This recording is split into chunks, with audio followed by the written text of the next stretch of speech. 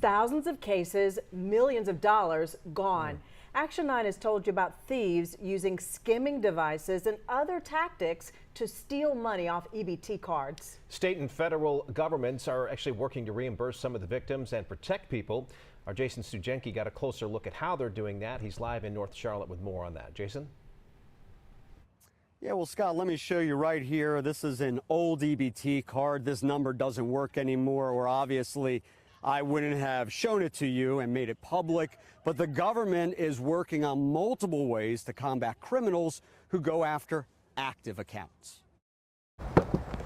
Debrea Washington straightens her backyard, but straightening out her finances has been more difficult. She told me she went to this Walmart and tried using her EBT card, but someone must have beaten her to it. And when you went to use it, there was zero? Or like just a few cents. And she's far from alone. Listen to this Florida woman. Literally, I wanted to snap. I ain't even gonna lie. Like, I was so frustrated. I was mad. I was angry. Like, it was too many emotions at once. I wanted to cry. I wanted to scream. The federal government says that in fiscal year 2023, North Carolina reported more than 2,000 cases of thieves stealing money off EBT cards.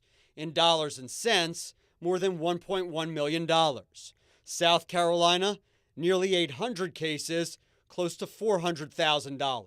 So many examples, at least 2 North Carolina agencies issued warnings last year. It's crazy that people are able to get away with doing that, like taking that much money. A law Congress passed in late 2022 required each state to create a plan for reimbursing victims of EBT skimming, cloning, and the like. Federal numbers say as of earlier this month, North Carolina had reimbursed 94% of claims, South Carolina 86%.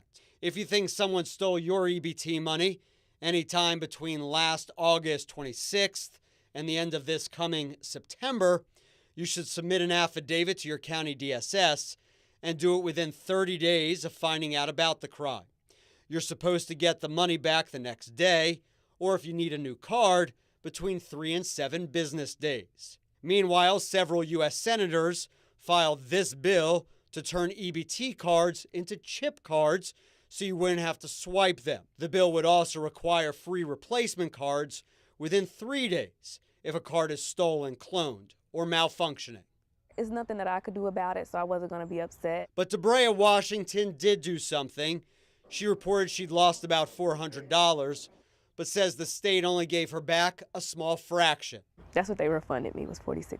The state wouldn't tell me why, citing privacy reasons, but Washington says it emailed her she was entitled to whichever was less, the amount stolen or 2 months' worth of benefits, which for her was just $23 per month.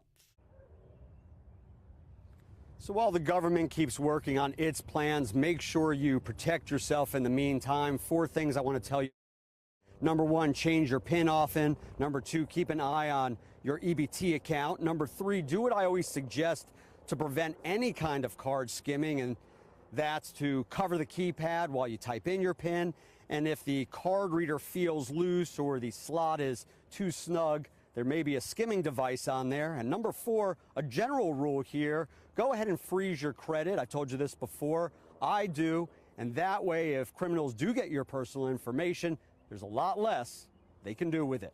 We're live in North Charlotte. Jason Stujenki, Channel 9 Eyewitness News. All right, Jason, some great advice. Thank you.